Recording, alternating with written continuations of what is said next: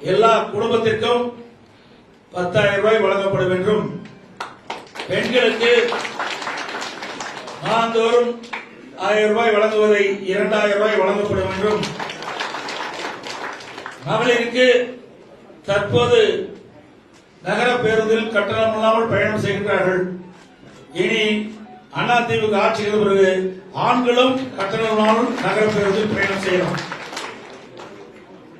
வீடு இல்லாத அனைத்து ஏழை குடும்பங்களுக்கும் தரமான வீடு கட்டி தரப்படும்.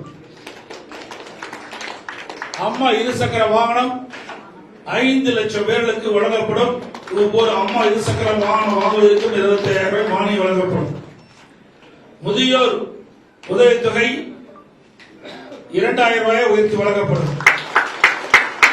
இளைஞர்கள் மாணவர்கள் வங்கியில் வாங்கிய கடன் தள்ளுபடி செய்வதற்கான நடவடிக்கை எடுக்கப்படும்.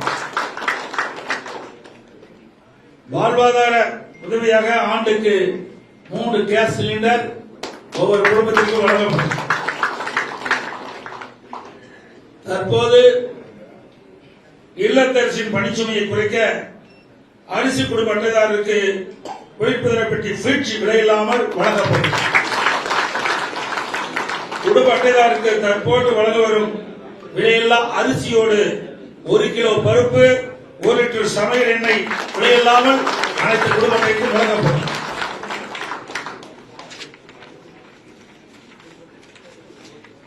மேலும் பொது நிர்வாகம், விவசாயம், நீர்வளம், கால்நடை வளம், தொழில்துறை, மீனவர் நலன், கல்வி, மருத்துவம், தமிழ்மொழி மற்றும் பண்பாடு, மகளிர் நலன், பெண்கள் பாதுகாப்பு, தொழில், சிறு குறு மற்றும் நடுத்தர தொழில்கள், சுற்றுச்சூழல், வனம், சுற்றுலா, இளைஞர் நலன் மற்றும் வேலைவாய்ப்பு, அரசு ஊழியர், காவலர்கள், ஜவுளித்துறை மற்றும் பத்திரிகையாளர் நலன் உட்பட பல தலைப்புகளில் மொத்தம் 297 அறிவிப்புகள்